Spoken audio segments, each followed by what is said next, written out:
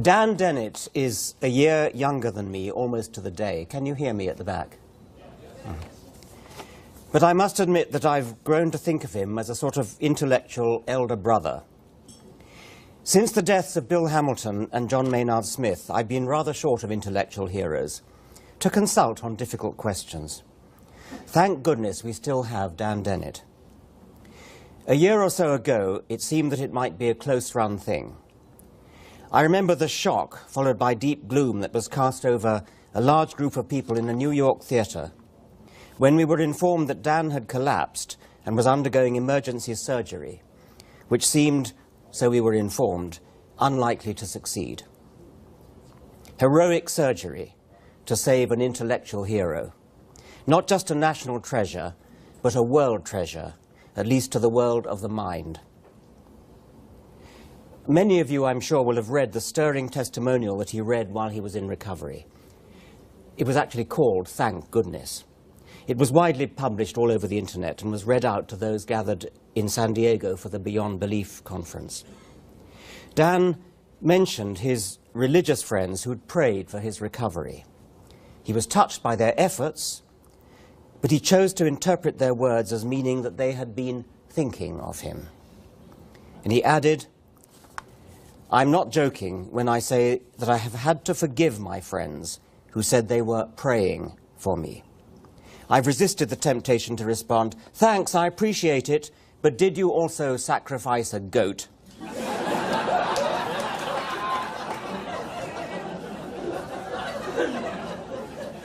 I feel about this the same way I would if one of them had said, 'I just paid a voodoo doctor to cast a spell for your health.' What a gullible waste of money that could have been spent on more important projects. Don't expect me to be grateful or even indifferent. I do appreciate the affection and generosity of spirit that motivated you, but wish you had found a more reasonable way of expressing it." Dan considered the impulse he might have felt to say, "Thank God," for his recovery. He asked himself whether his near-death experience had been some kind of epiphany. I find his response to this so stirring that I again want to read it out for you. "Yes, I did have an epiphany. I saw with greater clarity than ever before in my life that when I say thank goodness, this is not merely a euphemism for thank God. We atheists don't believe there's any God to thank. I really do mean thank goodness.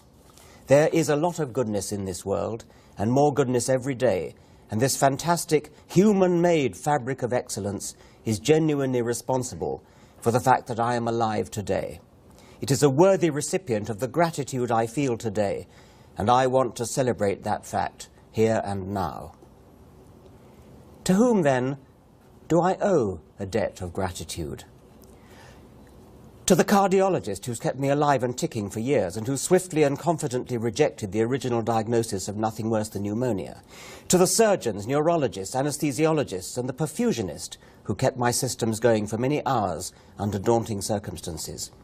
To the dozen or so physician assistants and to nurses and physical therapists and X-ray technicians and a small army of phlebotomists, so deaf that you hardly know they're drawing your blood.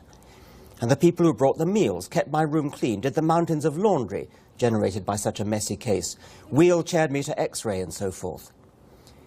These people came from Uganda, Kenya, Liberia, Haiti, the Philippines, Croatia, Russia, China, Korea, India, and the United States, of course. And I have never seen more impressive mutual respect as they helped each other out and checked each other's work. But for all their teamwork, this local gang could not have done their jobs without the huge background of contributions from others. I remember with gratitude my late friend and Tufts colleague, the physicist Alan Cormack, who shared the Nobel Prize for his invention of the CT scanner. Alan, you have posthumously saved yet another life, but who's counting? The world is better for the work you did, thank goodness. Then there's the whole system of medicine, both science and the technology, without which the best intentions efforts of individuals would be roughly useless.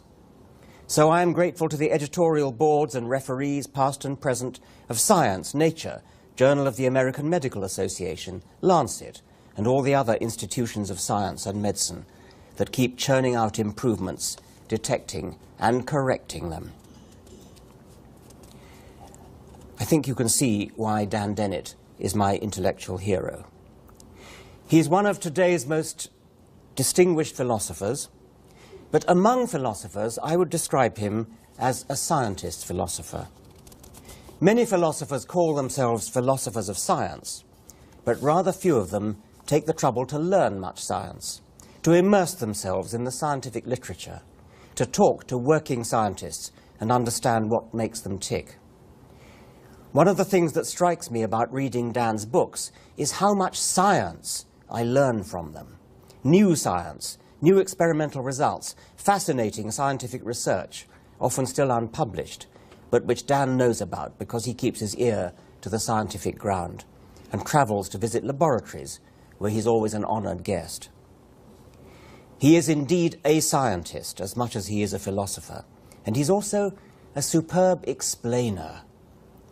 Where other philosophers are mainly interested in showing off how clever they are to their colleagues, Dan really, really wants to be understood. He seems to make no distinction between a book written for lay people and a book written for professional philosophers. And this is something I also aspire to when writing for professional scientists. Clarity is clarity, and it doesn't matter who you're writing for. There should be no need to write separate, popular books which dumb down the books that are written for professionals. Dan thinks long and hard, not only about the philosophy itself, but about the best way to explain it. He's a great coiner of phrases, an inventive deviser of metaphors, a vivid painter of mental images. Intuition pump is one of his phrases, and it well describes exactly what he does when he's explaining something difficult to his readers. His celebrated lecture, Where Am I?, is a tour de force of the explainer's art, combining comedy and high drama with the usual weapons of the lecturer. Notions like skyhook and crane, the Cartesian theatre, the library of Mendel, universal acid, all these are superb intuition pumps, crafted to assist the reader to accompany him on an exciting mental adventure. He's a leading thinker in a wide range of important philosophical topics: philosophy of mind, the problem of free will, consciousness, evolution, and of course religion. Breaking the Spell is a pivotal contribution to the rather exhilarating revival which secularism is enjoying at the moment. In all these fields, as I said, I look up to him as an intellectual hero. Elder brother he may be, but also dynamic enfant terrible of the mind. And there's no paradox in the contrast. It's a huge pleasure and honor to me to present this award to Dan. And the fact that the award is in my name redoubles the pleasure and quadruples the honor. Dan.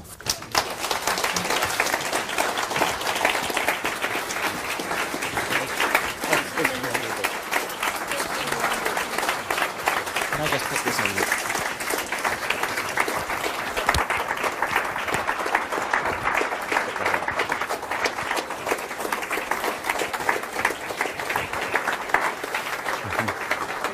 It's beautiful.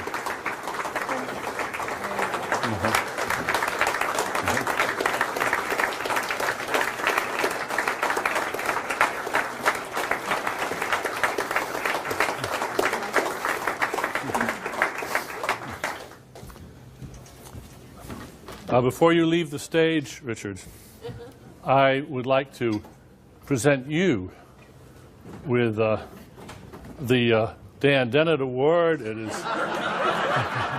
is not quite as glorious as that. What this is a Jesus action figure that I found in a gift shop in Vermont. It has been autographed by Julia Sweeney, by you and by me and by Sam Harris, and we're going to get a few more signatures, I hope, from Ayan Hirsi Ali and from Hitch. And I think that probably, although I'm going to give this to you, the suitable place for this award is in next year's auction. Don't you think that would be an appropriate place? But for now, you are the keeper of the Jesus action figure.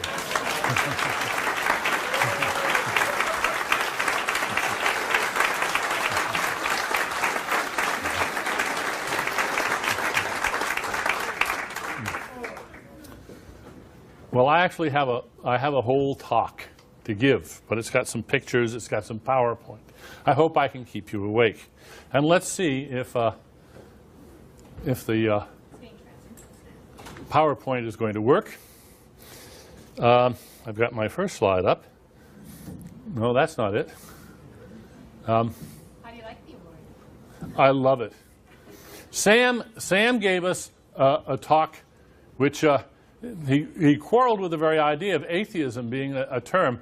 Well, I'm going to try to outdo him in sort of chutzpah for an atheist group. If somebody can find the where my PowerPoint is. Okay, there we go. Can everybody see? Good reasons for believing in God. As many of you know, I'm happy to say I've signed a lot of copies. This is the hardback of my book, Breaking the Spell. Many of you have not seen the British paperback cover, which I have to show you here because of the next slide that I want to show you, which I think is good news for atheists everywhere. This was sent to me by a friend. It's from the British scandal gossip magazine. Now, they pester their men for attention. What is it with Dawson's Creek's Joshua Jackson? He's on a beach with his stunning girlfriend, German actress Diane Kruger, and he wants to read a tome on rational atheism. So, you may not have realized it, guys, but atheism is a chick magnet.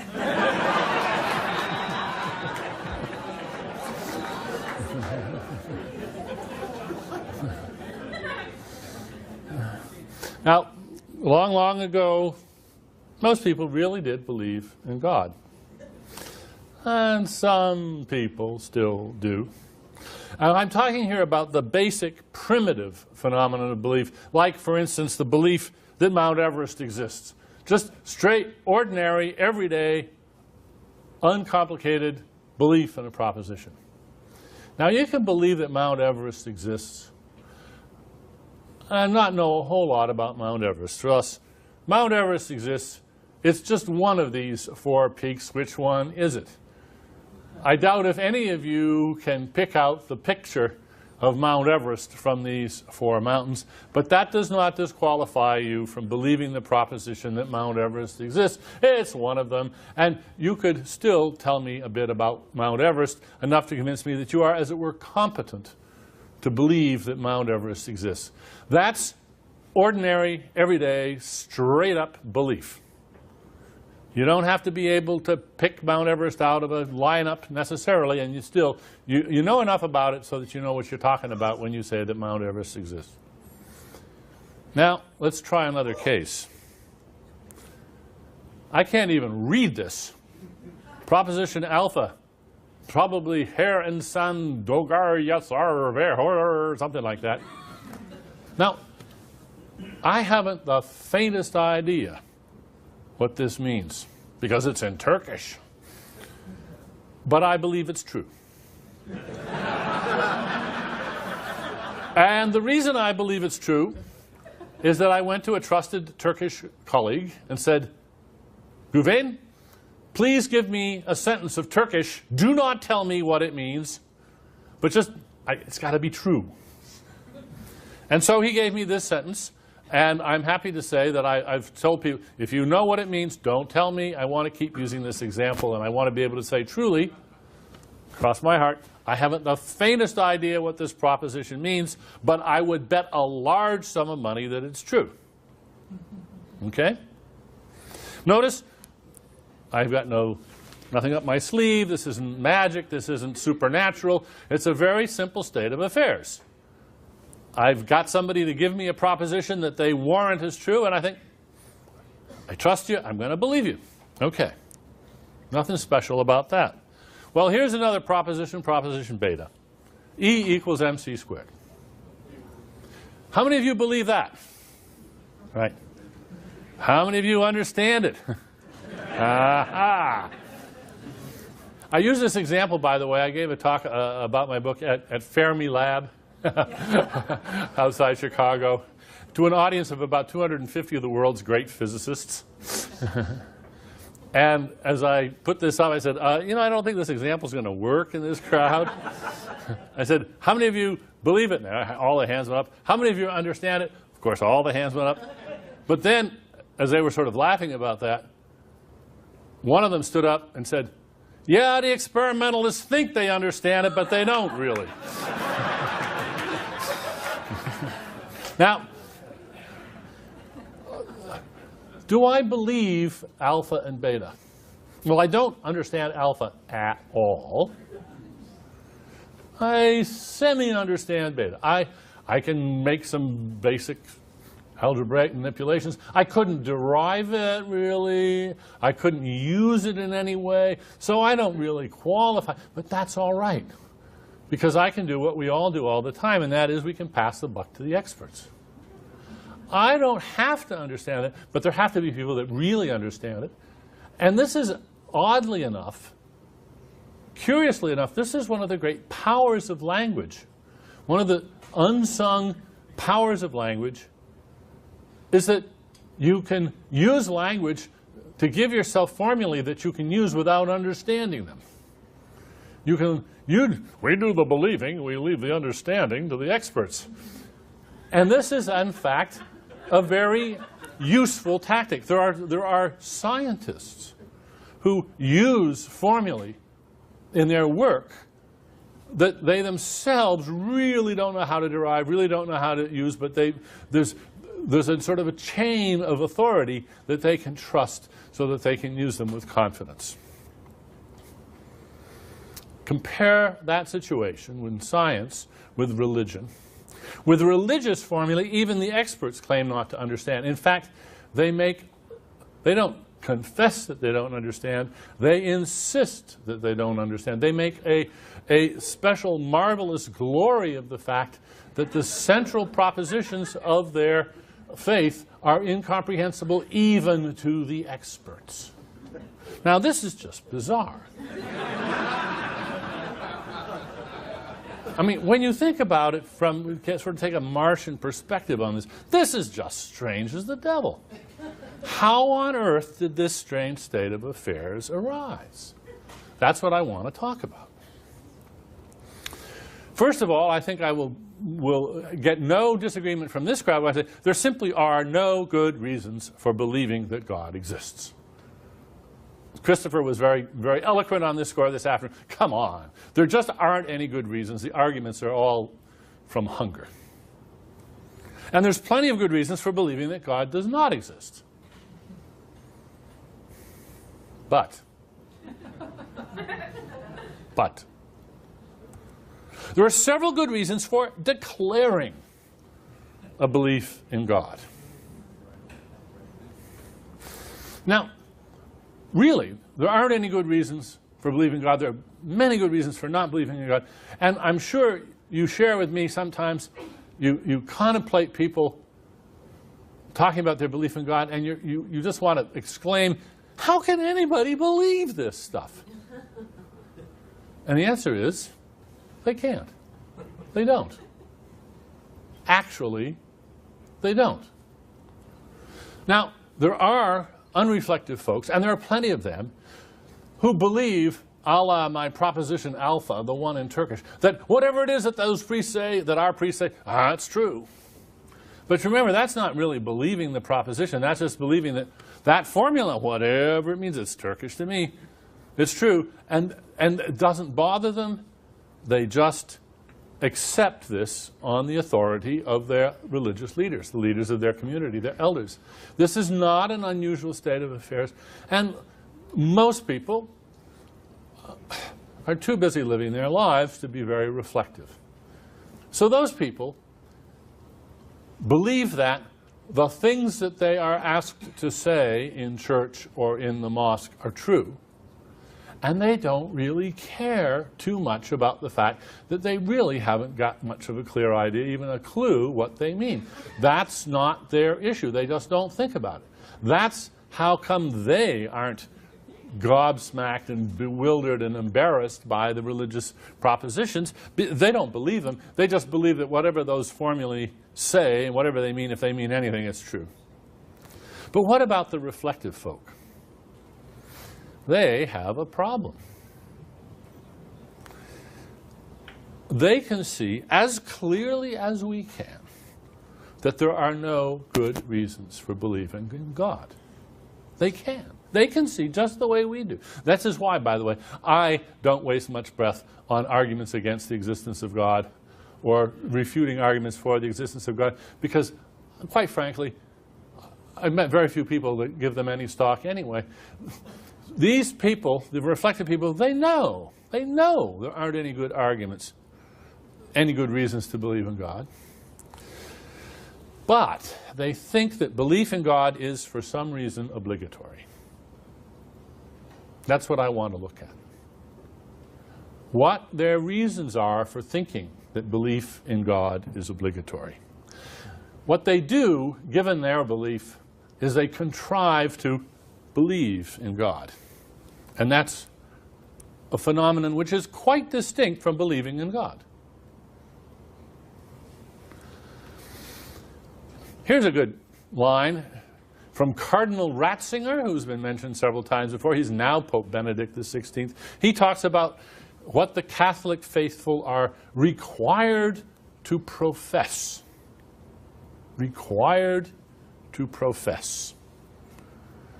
So the Catholics then have this category in which all good Catholics fall of being professors.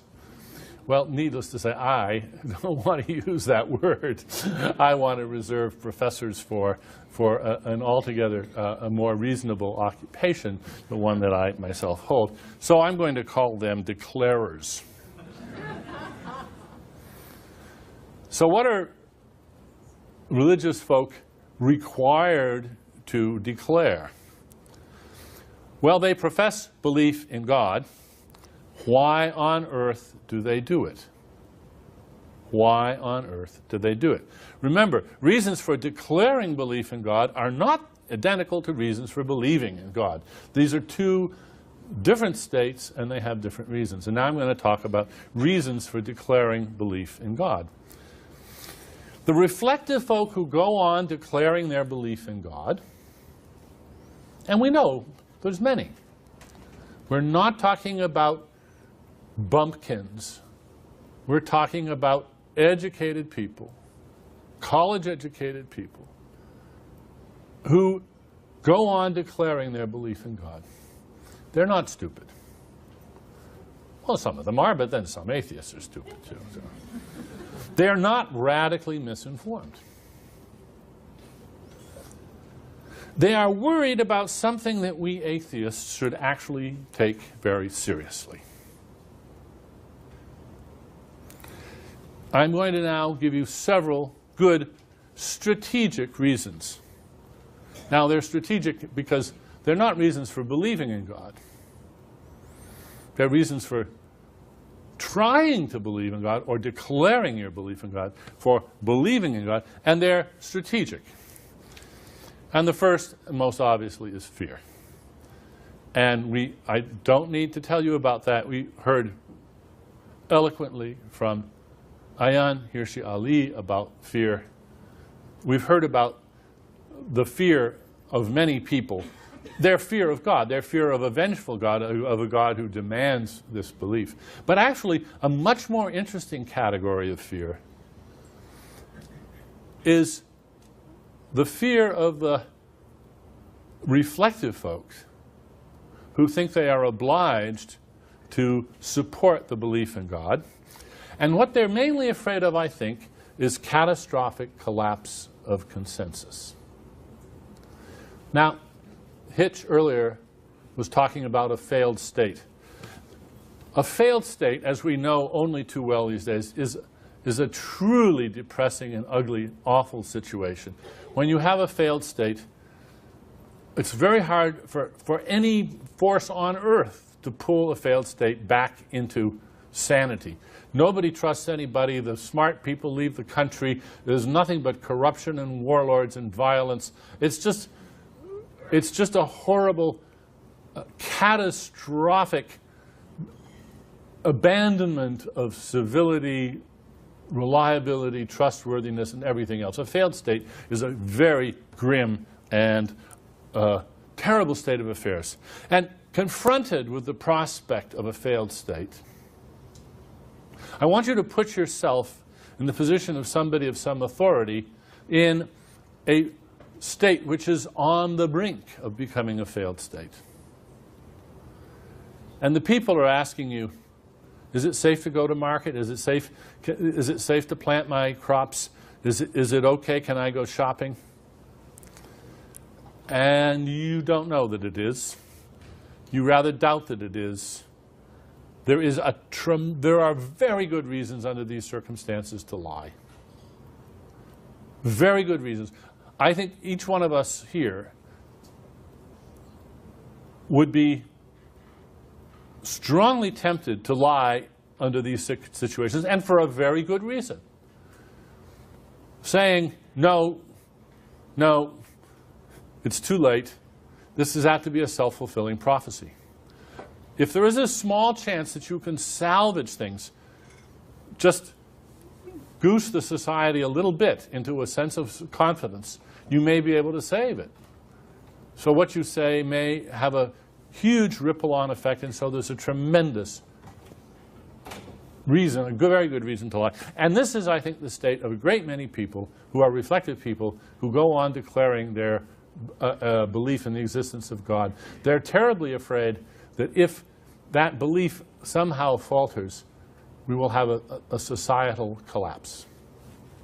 Now, this sort of issue is not just about religion. Think about hyperinflation. We have a number of phenomena in the world in which social consensus is a sort of treading water that holds everything up. As soon as people start losing confidence in a currency, and the currency starts to hyperinflate, and then we get hyperinflation, and it all goes to hell. And if you can forestall that and calm people down and reestablish their confidence in things, you can do some real good in the world, but of course it may require telling some white lies. The gold standard, I was thinking about this the other day, there's a really nice case where people were terribly afraid that if we abandoned the gold standard, confidence in currency would just be so volatile that this was really dangerous. That's one of the best reasons, not a good one, but not a bad one either, for maintaining the gold standard.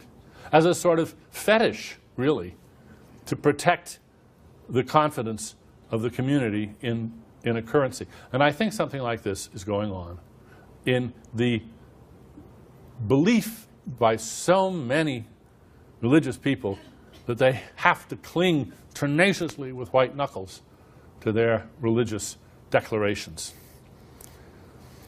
Runaway cynicism can even lead to the death of communication. We have Aesop's fable about the boy who cried wolf, and similar phenomena have been seen, auguried, imagined, and so we have this kind of fear, which is not unreasonable. It can be very well informed. If we think it's false, fine, but there's some problems with that too. By the way, another great example of this is in Doug Hofstadter's wonderful column about the luring lottery. Some of you may remember that in Scientific American, a sort of catastrophic loss of trust. Now, suppose we think that, well, okay, Dan, you've shown us that this is reasonable, but, you know, they're just wrong. Giving up the belief in God is like giving up the gold standard. Life goes on, community, confidence, trust, security, it's just not such a big problem. Okay, so we want to explain this to these people. Can we reason with them? No. Why? Because we should expect them to shun the opportunity to discuss our disagreement rationally, because the very discussion of the issue undermines the consensus. Don't talk about it. Shh. Don't even think about it. There's been some very elegant research by the psychologist Philip Tetlock on sacred values. What makes a value sacred is don't even think about it. You should feel guilty for even thinking about it, even if you decide the right thing about it. It's to protect us from subversive criticism which might lead to a catastrophic collapse of values. So there's fear in several different varieties. And what I've tried to do is to show you that in your own lives, in your own circumstances, you can imagine a case where you would be gripped by that fear and you would think the right thing to do here is to grit my teeth and lie. Maintain a pretense to save a situation from catastrophe. Another is love, and we've heard a lot about that today. It's so wonderful. The speakers today weren't just vivid and compelling. They illustrated my issues just right down the line. The prospect of disappointing or enraging or hurting those we love is so terrible. I actually hope to all of us that it overpowers our candor. We just can't face telling the truth when grandma or mother or our sisters or somebody else that we love, we're afraid that it's going to hurt. And so many people are trapped in a pretense from which any escape would be, in their eyes, a betrayal. Our overtures, our skeptical overtures, therefore, threaten to expose them. No wonder they loathe us. No wonder they loathe us. We are threatening them with a choice between betrayal and lying, which they do not like. There's a lovely new book. I wish it were here. It just came out. I'm not sure it's actually out. Yes, it is. Called Philosophers Without Gods. It's a collection of essays put together by the philosopher Louise Anthony. By the way, my little piece, thank goodness, which Richard quoted from, is in there. Brand new essays about, these are philosophers, some of whom actually had religious training and went to religious schools, and they're all atheists now, and they've written essays about their life. One of the best is by my dear late friend David Lewis, and it's called Divine Evil. And this issue came up. Hitch actually spoke about this. Lewis develops the following argument. I'm just going to give you the barest bones of it. The Christian God, he points out, is a God of judgment and punishment. Vengeance is mine, saith the Lord. In fact, eternal punishment for unrepentant sinners and disbelievers, if you read the Bible literally, as Hitch said. And at least in North Korea, you get to die. It's not eternal punishment. But in heaven or in hell, it's eternal. It's this infinite pain. That seems to be the implication of the Christian Bible. Well, that's nasty, as Richard has said. How could you ever respect anybody who not only believed in but worshipped a God that was the perpetrator of infinite pain? It's so unproportional to whatever your crime is. An eternity of suffering. This is just outrageous. Can we admire the believers? Lewis asks, and he says, only if they're ignorant of the nature of the perpetrator. I'm sorry for the long quote, but it's good, and I'll pass through it quickly. He says, David Lewis says, we dodge the consequence by keeping it all in soft focus, consoling ourselves with the thought that hellfire and brimstone are mere conceits, that grown-up theists have gotten beyond the cartoon scenarios. That is probably the stance most favored by those who worship the perpetrator. Starting from their trust in God, they suppose that there must be some nice version of the story, one that will not literally end with billions of damned souls writhing in eternal agony. Non-believers have been able to excuse their religious friends on the grounds that they're probably not clear-headed about the commitments of their worship. How could you condone that your friend worshipped such an evil perpetrator? He very usefully compares this God with Hitler. We can think of them as good people who have not seen the perpetrator's dark side. In bringing the problem of divine evil to their attention, David Lewis says slyly, I am presenting them with a choice they have previously avoided. And then he ends with a lovely punchline. I may be making it impossible for myself to admire many whom I have previously liked and respected. That is part of the dynamic of this issue, is that if we push hard, as we should, on our friends and those we admire and respect, we may awkwardly find ourselves in the position of no longer being able to admire and respect those that we have previously thought rather well of, now that we've removed their confusion and imposed this knowledge on them. So there's two, and here's a third reason, and that's guilt. The guilt of the deceivers is just part of this. That is the guilt of the priests and the leaders who know better. It's just stunning how much guilt there is among the priests and imams and pastors of this world, when they know very well that the things that they are saying in their pulpits are not what they believe.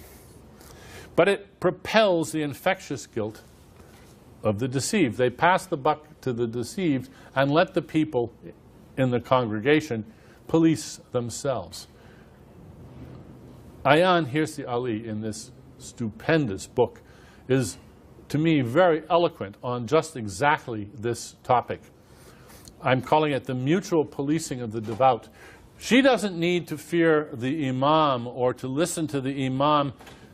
She can just get from her sisters, from her brother, from her aunts, from her family, from her clan. They're all involved in enforcing the pretense of the beliefs and making her feel terribly guilty and afraid for not maintaining them. It reminds me of this stunt which some of you may have done, where you get a circle of people and everybody sits down in the lap of the person behind them, and it's all self-supporting. You can all sit down, which is a sort of a nice trick.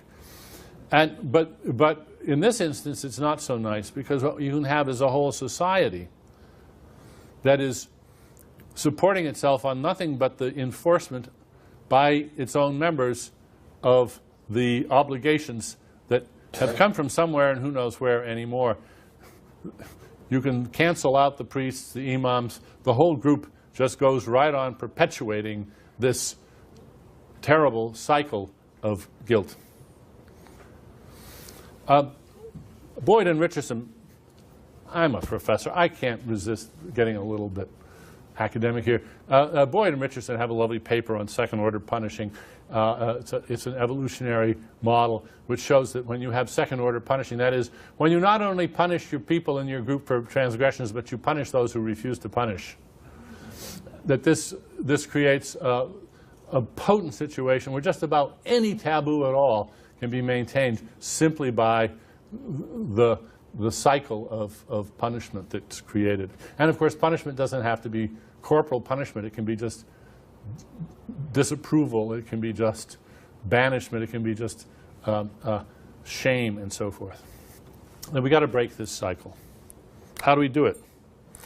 Well, Ayaan Hirsi Ali, in her book, gives a wonderful example of what broke it for her. And I was so glad that she mentioned it today. I already had this slide in here, because I was going to mention it. It was a detail that just knocked me out when I read it in the book. Nancy Drew. Who would have thought that the Nancy Drew books would have been just dynamite to her? They gave her, as she said, tales of freedom, adventure, of equality between girls and boys, trust and friendship. I want you to remember that and think about all the different sorts of Nancy Drew germs that you can spread around in different places. And it won't work for everybody. We want to spread thousands of different ideas of this sort, recognizing that all it takes is one of these to get into the right mind, and we've broken the cycle for one person. Who would have guessed that Nancy Drew would break the cycle for this amazing woman? But by her own testimony, it did. Well, there's another way of doing it. Consider the successful campaign of the gays. And you were just speaking about this just a minute ago. Here's Queer Eye for the Straight Guy. What a brilliant advance that program has made. Not everybody likes it. Some people hate it. But it has simply shifted the balance of what's considered normal, what's considered acceptable. It has simply changed the playing field, I think, inalterably, in a very good direction. We have gay roles in sitcoms. We have the gay Congressman Barney Frank. This is a wonderful progress in this attention, this consciousness raising that Richard talks about, and we want to have more of it.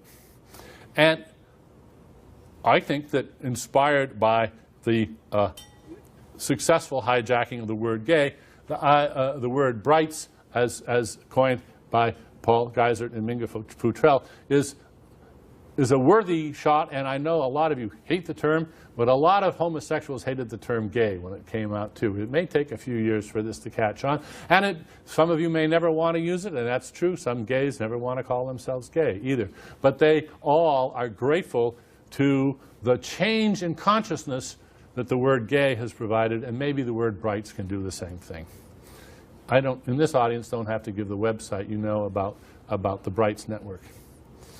And as I say, a lot of you don't like the word. Oh, it's so arrogant. It suggests that if you're not bright, you're dim. Well, actually, of course, it does. But we don't say that any more than the gays say that the heterosexuals are glum. There happens to be a nice, positive, upstanding word for the opposite of gay, and that's straight. Oh, gay, straight, two nice, positive words. So I've suggested that if the non-brights want to have a name for themselves, they should call themselves the supers. That's a nice word. Super, because they believe in the supernatural and we don't. So they can be the supers and we can be the brights. And they're both nice words. But I haven't seen many of them taking me up on this, but I think it's a good suggestion. More recently, just before coming here, I thought about this a bit, and I decided, you know, actually, I think there may be another species of non-bright, not just supers. There may be murkies.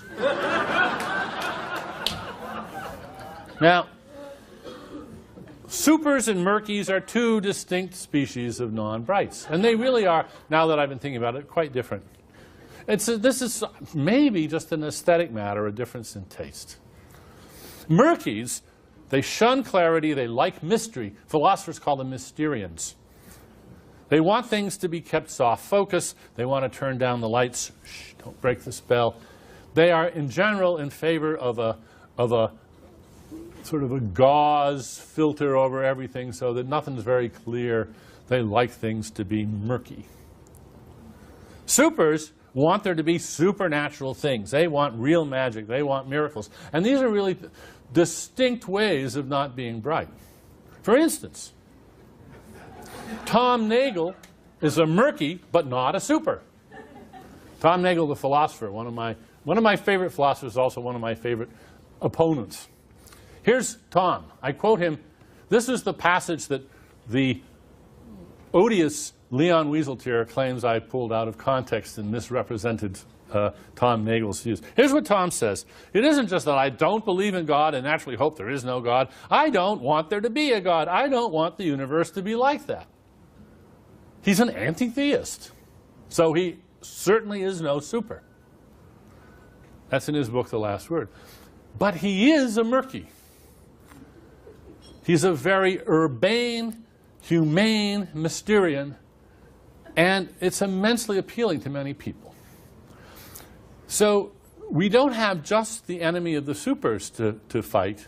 That's not our only opponent. We also have to have, as a targeted opponent, the murkies of this world. And they will take offense if we call them supers. They're not supers. They have no truck with miracles or supernatural beings. They're just murkies. And they think that by being murky, by having everything murky, they're protecting something important. It's never quite clear what. If they could get clear about it, they wouldn't have to be murky. So we need lots of equally engaging examples of brights leading fulfilling moral lives. I mean, Tom Nagel's a wonderful guy. He's done brilliant work. He's done lovely work in political and judicial philosophy. He's a really fine example of what a philosopher can be. I admire him tremendously. And so, for me, it's a problem that he is such an honorable and exemplary fellow, and yet he's a murky. So we have to confront the murkiness, and we have to provide examples of equally marvelous brights to give people just role models for what a bright can be. Now we have Pete Stark. And I do hope that he's the first of many who will come out of the closet and admit that they're atheists. I'm often asked, when do you think there will be an atheist president? Ever? I said, oh, we've had lots of atheist presidents. They just wouldn't admit it. And certainly, as Richard was saying, we know there've got to be atheist congressmen, atheist senators, and maybe we can make the situation change enough so that they will come out, and they will come out. That's the point of Richard's proposal. So there we have three good strategic reasons for declaring belief in God. And here's another one, the Concord fallacy. This was mentioned. My whole talk here was beautifully presaged, so I can sort of speed over this. The Concord fallacy is when one makes a hopeless investment, one sometimes reasons, I can't stop now, otherwise what I've invested so far will be lost. Iraq. Well, Christopher Hitchens gave us two examples. He also gave us the example of Billy Graham. You know, hey, at this point in my life, what am I going to do? I've devoted my whole life. There's so many religious leaders out there who late in their life are trapped by the Concord fallacy. I think we should feel actually a fair amount of sympathy for them, even if we heartily disapprove of their inability to have the courage to come forward. But we should recognize that it takes tremendous courage for them to do this. If you want to read a very moving book on this, I recommend John Updike's novel, In the Beauty of the Lilies, about Clarence Wilmot, a Protestant minister who loses his faith, finds the courage after many years in the pulpit to announce his atheism, and then you watch his life plummet thereafter. The Concord fallacy is a very compelling, if ignoble, reason. And then finally, just plain embarrassment. I don't know how many of you follow chess or computer chess, but when Deep Thought was playing in one of its matches, it made a move on move 12, and on move 13 it took the move back. And the commentators roared with laughter. They said, this was hilarious, boy. It showed that a computer was incapable of embarrassment. No human player would do that. Even if they could see, oops, darn, that was a mistake. It just takes too much out of you to say, oops, sorry, made a mistake. We hate to make mistakes. And we hate even more to admit to making mistakes. And there are a lot of people out there who would hate to admit, oops, sorry, this religion thing I've been doing for the last 5 years of my life is just, you know, sorry, a big mistake. It takes an unusual courage to acknowledge that, or just weirdness. So the outcome is what I've called belief and beliefs. Some people believe in God. How many? It's very hard to say, actually, because some people believe in belief in God. And there are more people who believe in belief in God than believe in God. Well, how do I know that? Well, all the people who actually believe in God also believe in belief in God. I mean, I don't know about you, but I have not really encountered anybody who goes around saying, oh man, I just wish I could get rid of this belief in God. It's so embarrassing, you know. No, if you believe in God, you're proud of it. But then there's all the other people. So they all believe in belief in God. And then there's all the people who believe in belief in God but don't believe in God. Well, what's the proportion? What's the ratio? We'll never know. Because those who believe in belief in God behave exactly the way people behave who believe in God, except that they won't, say, run into a hail of bullets expecting God to save them. There aren't many people who believe in God that way. So we can't tell. Maybe we're tiptoeing around and very few people actually believe in God. They just believe in belief in God. So what we've seen is the evolution of the God concept in the last few thousand years from Yahweh, a really sharp, craggy, real Mount Everest type God, to the ground of all being, a low, you can barely tell it's a mountain, you know? Now, is this evolution homing in on the best concept? That's what the religious theologians like to say. You know, this is a theory, and we are getting closer and closer. We're getting the better concept of God all the time. Is that what it is, or is it the erosion in the face of skepticism? And I think it's pretty clear that it's erosion in the face of unrelenting skepticism over actually several thousand years. The weathering of the God concept at an almost imperceptible rate. It's very important that the weathering go on without our sort of noticing it. It happens every time a preacher tweaks a phrase in his sermon to avoid irritating or arousing any skepticism in somebody out in the congregation. If the congregation has been frowning a little bit, he's going to start watering down the doctrine just a little bit. Won't even realize he's doing it. Gradually, over the years, the concept of God gets watered down, watered down, watered down, watered down. These personal revisions are passed on without notice, not just from preachers, but from individuals, parents talking to their children, till gradually what started out as really a Mount Everest type concept of God becomes a sort of amorphous, cloudy, mysterious concept that nobody really knows what it is even. Mystery is elevated and considered itself to be wonderful. And we get the privatization of the concepts. This is particularly true in the say, the mega churches in this country, where we don't care what your concept of God is, just so long as you're one with Jesus and you come to the church. And so they're actually allowing you to freelance it and come up with your own concept of God, whatever you like. It doesn't matter. They've begun to realize that it doesn't matter what concept of God you have, because nobody believes it anyway. So we get the almost comical confusion of today. If it were sped up, it's very important this happened very imperceptibly. This is like the heating up the pail of water with a frog in it. If it were sped up, it would just be hilarious. The revision piled on revision piled on revision, and all in one direction. Here's a quote. "It is the final proof of God's omnipotence that he need not exist in order to save us." Now, that's a joke. That's a wonderful joke by Peter de Vries in his hilarious novel, The Mackerel Plaza, back in 1958. God is so great that the greatness precludes existence. That is not a joke.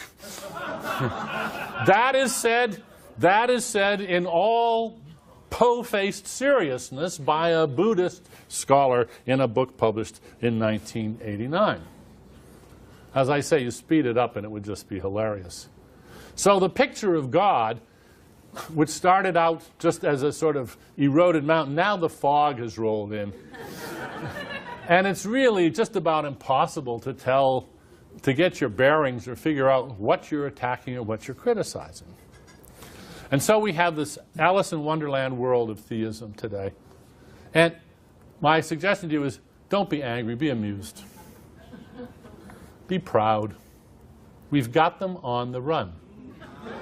They've been on the run, actually. They've been on the run for 1,000 years.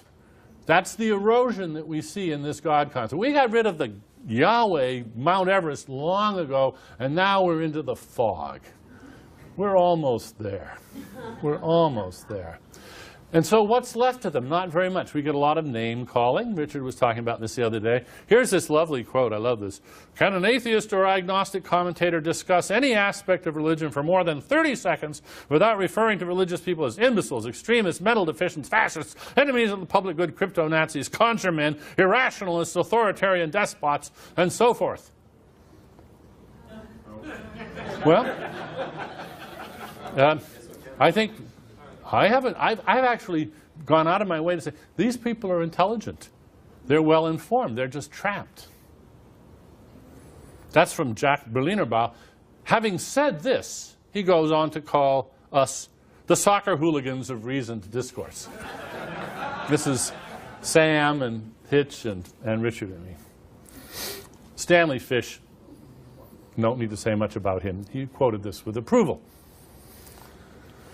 Now, these tactics I think of as a testimonial to the power of rational skepticism, and we should respond to them firmly but gently. A little good-natured chiding or teasing can work wonders.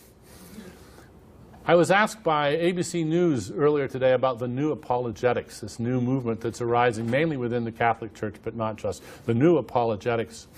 And I think this is wonderful. These advocates are useful to us because they aren't straw men. They are creating articulate arguments for their various creeds, which they're now prepared, they say, to argue for. Wonderfully, they embarrass many of the faithful. What? We're supposed to believe. What?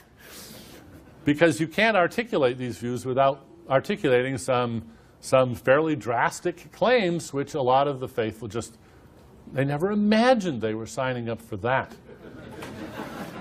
So I think that I do not regret the occurrence of this new wave of apologetics spokespeople. They're fish in a barrel. We get to expose their tricks. One of my favorite is witnessing. I'm going to pass this on to you because I think this is a little social bit you really should have in your kit. And I go to an authority, Cardinal Dulles, in an article of his called The Rebirth of Apologetics. He's very candid. I don't think he realizes how candid he's being. He says, personal testimony calls for an epistemology quite distinct from the scientific, in which interpretations proffered by others are not accepted on authority, but tested by critical probing. But when we proceed by testimony, he's talking about religious testimony, the situation is very different. Without in any way compelling us to believe, the witness calls for a free assent that involves personal respect and trust. To reject the message is to withhold confidence in the witness. In other words, witnessing is the ploy of personalizing in such a way that you have no choice either but to mumble and bite your lip and say, well, okay, or you're going to have to be rude and say, well, you're just deluded. And most of us don't want to do that. Here's how you should respond politely to somebody who does the personal witnessing thing. You say, look, you're playing the witnessing card. You leave me no choice but to be rude. I can't accept what you say, so I have to tell you that I don't accept it. And that does impugn your honesty. And it makes you, I simply say you're incredible. Not in the good sense. If that's rude, you leave me no choice.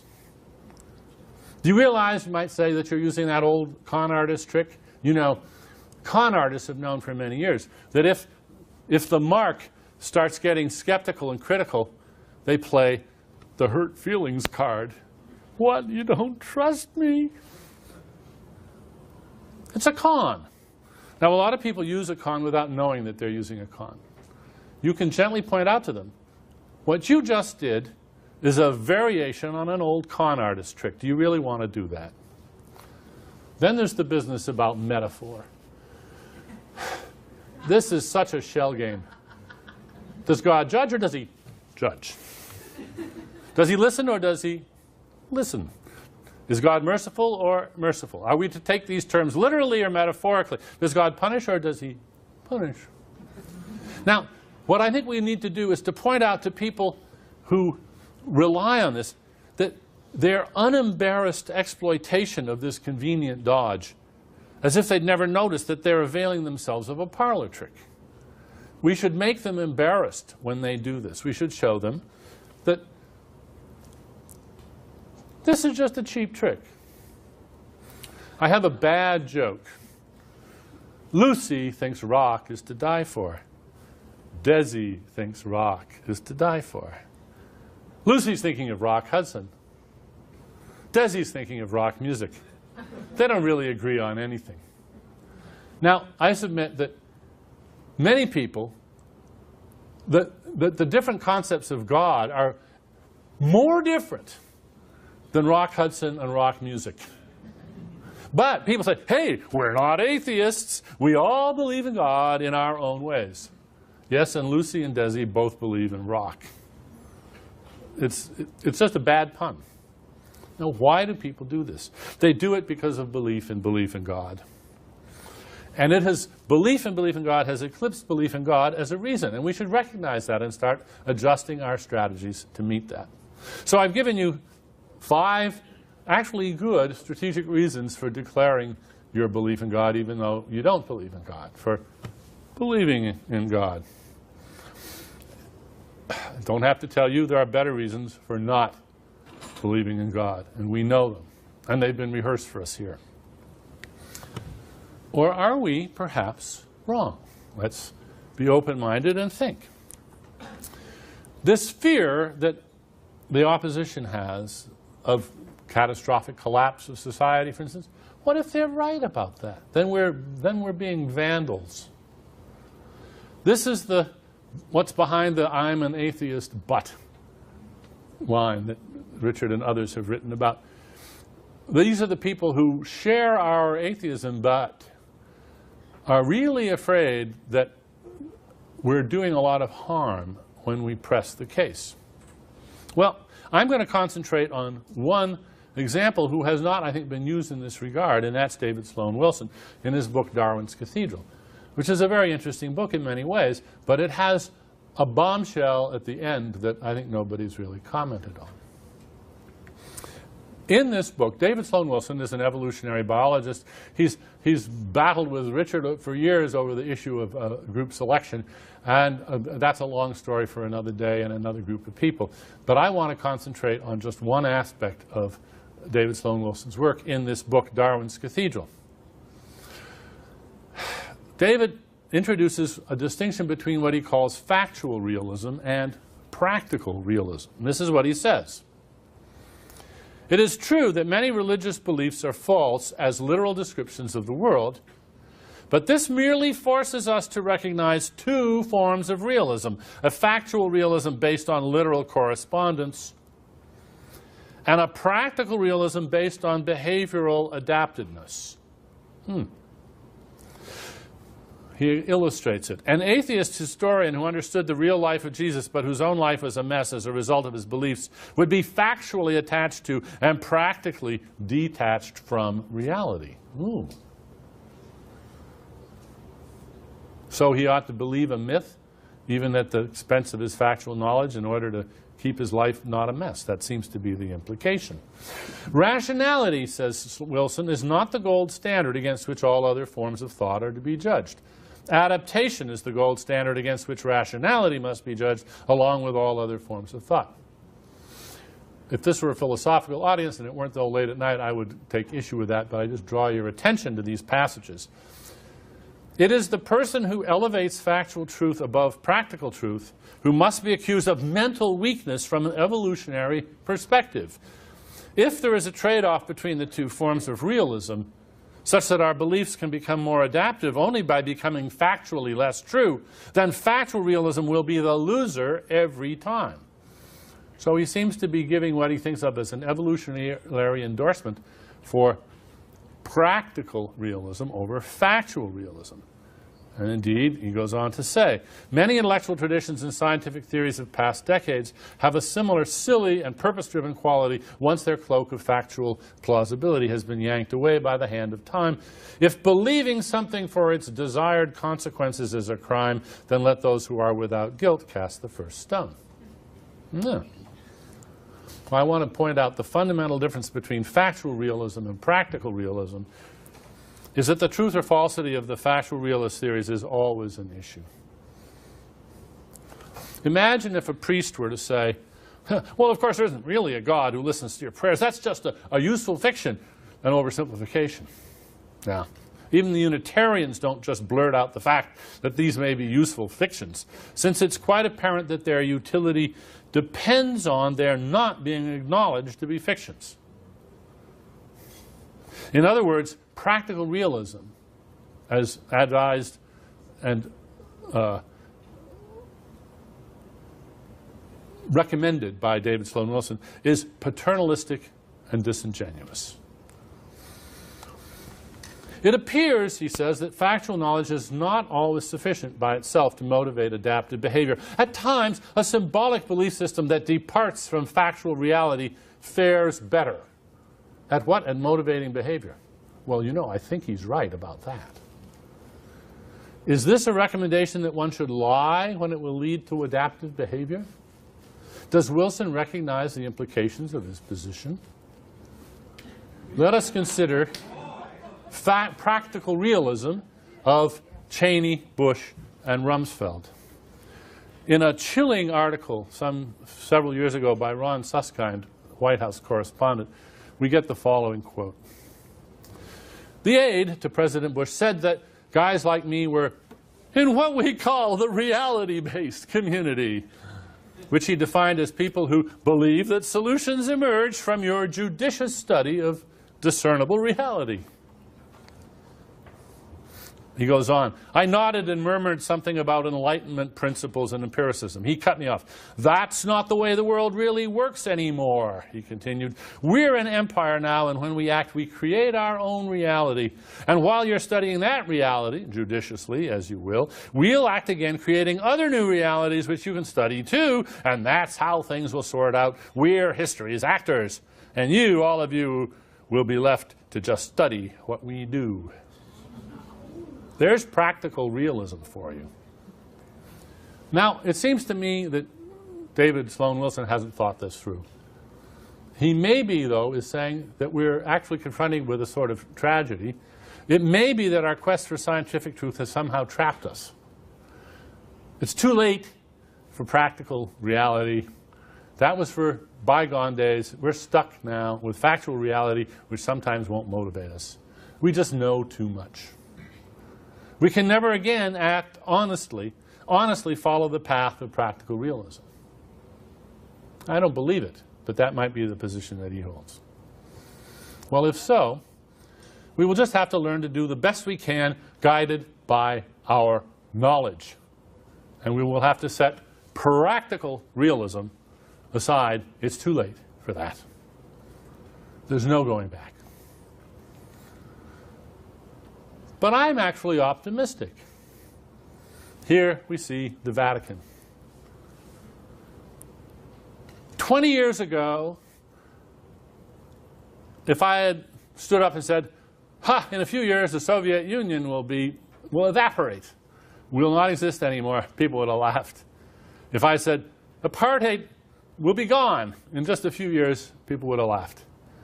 Sometimes institutions, phenomena that seem to be massive and have tremendous inertia, can just pop like a bubble. So how do we know until we try? Maybe within our children's lifetime, the Vatican will become the European Museum of Roman Catholicism.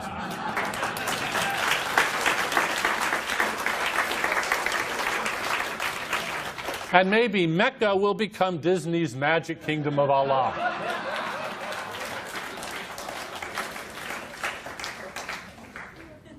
If you think that's funny, just bear in mind that the Hagia Sophia in Istanbul, Started off as a church, then it was a mosque, and today it's a museum.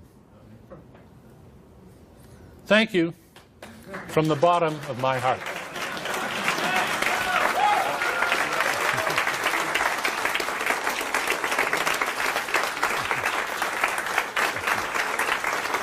Thank you.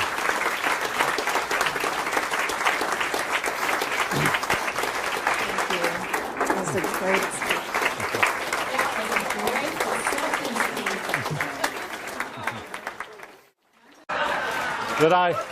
That I found in a gift shop in Vermont.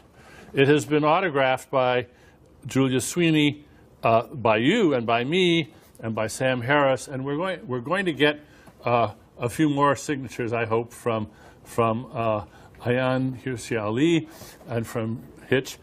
And I think that probably, although I'm going to give this to you, the suitable place for this award is in next year's auction. Don't you think that would be an appropriate place? But for now, you are the keeper of the Jesus action figure.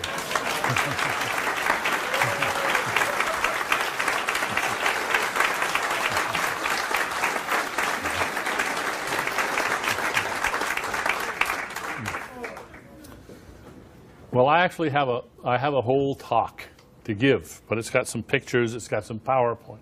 I hope I can keep you awake. And let's see if the PowerPoint is going to work. I've got my first slide up. No, that's not it. How do you like the award? I love it. Sam gave us a talk which he quarreled with the very idea of atheism being a term. Well, I'm going to try to outdo him in sort of chutzpah for an atheist group. If somebody can find the where my PowerPoint is. Okay, there we go. Can everybody see? Good reasons for believing in God. As many of you know, I'm happy to say I've signed a lot of copies. This is the hardback of my book, Breaking the Spell. Many of you have not seen the British paperback cover, which I have to show you here because of the next slide that I want to show you, which I think is good news for atheists everywhere. This was sent to me by a friend. It's from the British scandal gossip magazine. Now, they pester their men for attention. What is it with Dawson's Creek's Joshua Jackson? He's on a beach with his... Dan Dennett is a year younger than me, almost to the day. Can you hear me at the back? But I must admit that I've grown to think of him as a sort of intellectual elder brother. Since the deaths of Bill Hamilton and John Maynard Smith, I've been rather short of intellectual heroes to consult on difficult questions. Thank goodness we still have Dan Dennett. A year or so ago, it seemed that it might be a close-run thing. I remember the shock, followed by deep gloom, that was cast over a large group of people in a New York theatre when we were informed that Dan had collapsed and was undergoing emergency surgery, which seemed, so we were informed, unlikely to succeed. Heroic surgery to save an intellectual hero. Not just a national treasure, but a world treasure, at least to the world of the mind. Many of you, I'm sure, will have read the stirring testimonial that he read while he was in recovery. It was actually called Thank Goodness. It was widely published all over the internet and was read out to those gathered in San Diego for the Beyond Belief conference. Dan mentioned his religious friends who'd prayed for his recovery. He was touched by their efforts, but he chose to interpret their words as meaning that they had been thinking of him. And he added, "I'm not joking when I say that I have had to forgive my friends who said they were praying for me. I've resisted the temptation to respond, 'Thanks, I appreciate it, but did you also sacrifice a goat?'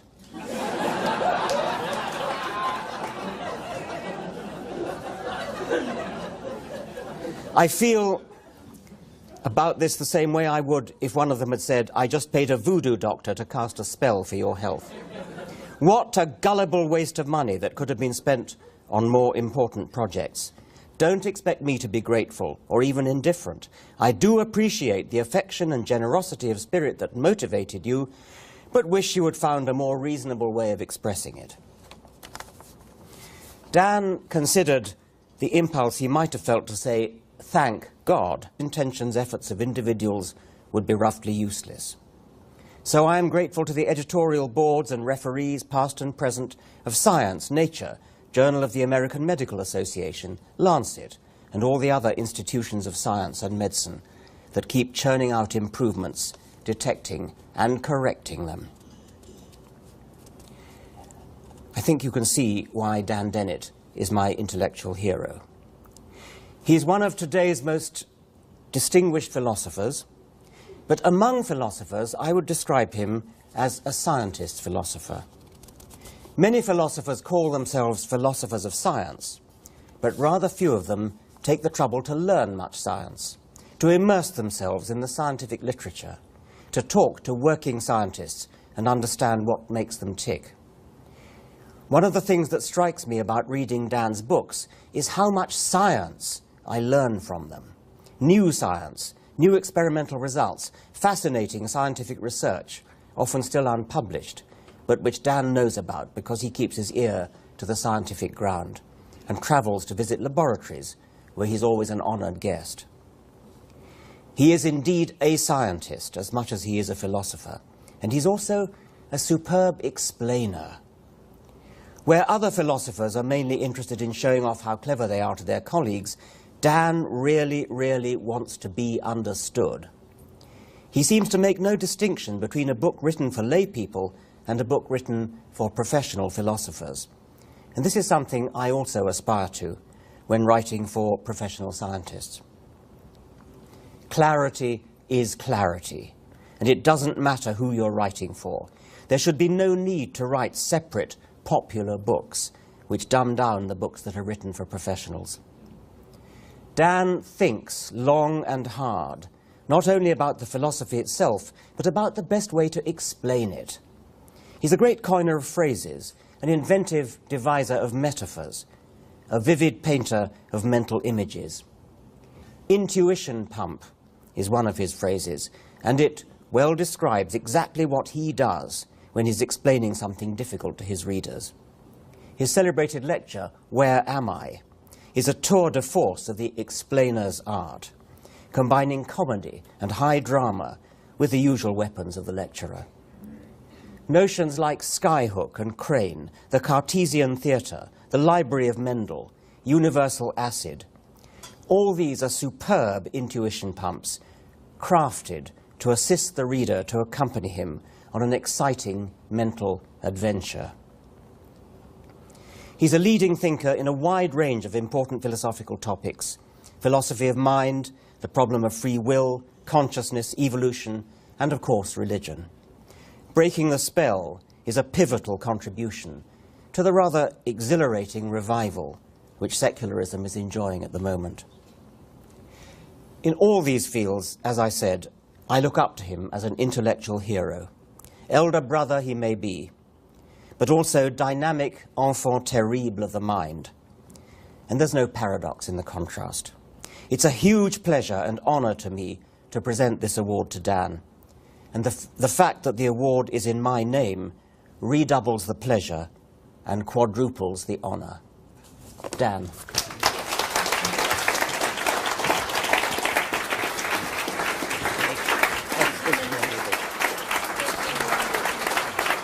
Can I just put this on you?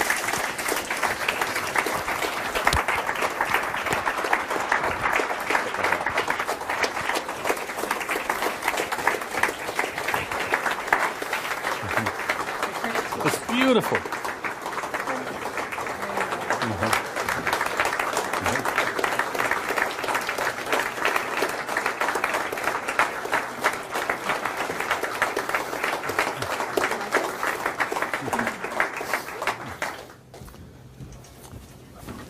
Before you leave the stage, Richard, I would like to present you with the Dan Dennett Award. It is It is not quite as glorious as that. What this is a Jesus action figure. For his recovery, he asked himself whether his near-death experience had been some kind of epiphany. I find his response to this so stirring that I again want to read it out for you. Yes, I did have an epiphany. I saw with greater clarity than ever before in my life that when I say thank goodness, this is not merely a euphemism for thank God. We atheists don't believe there's any God to thank. I really do mean thank goodness. There is a lot of goodness in this world, and more goodness every day, and this fantastic human-made fabric of excellence is genuinely responsible for the fact that I am alive today. It is a worthy recipient of the gratitude I feel today, and I want to celebrate that fact here and now. To whom, then, do I owe a debt of gratitude? To the cardiologist who's kept me alive and ticking for years and who swiftly and confidently rejected the original diagnosis of nothing worse than pneumonia. To the surgeons, neurologists, anesthesiologists and the perfusionist who kept my systems going for many hours under daunting circumstances.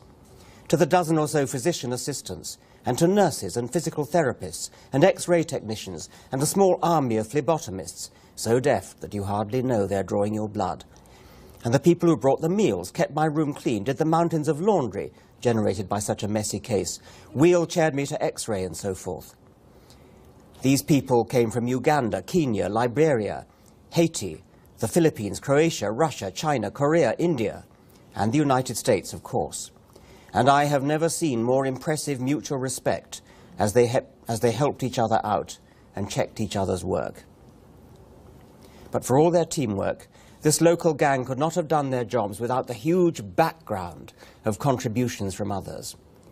I remember with gratitude my late friend and Tufts colleague, the physicist Alan Cormack, who shared the Nobel Prize for his invention of the CT scanner. Alan, you have posthumously saved yet another life, but who's counting? The world is better for the work you did, thank goodness. Then there's the whole system of medicine, both science and the technology, without which the best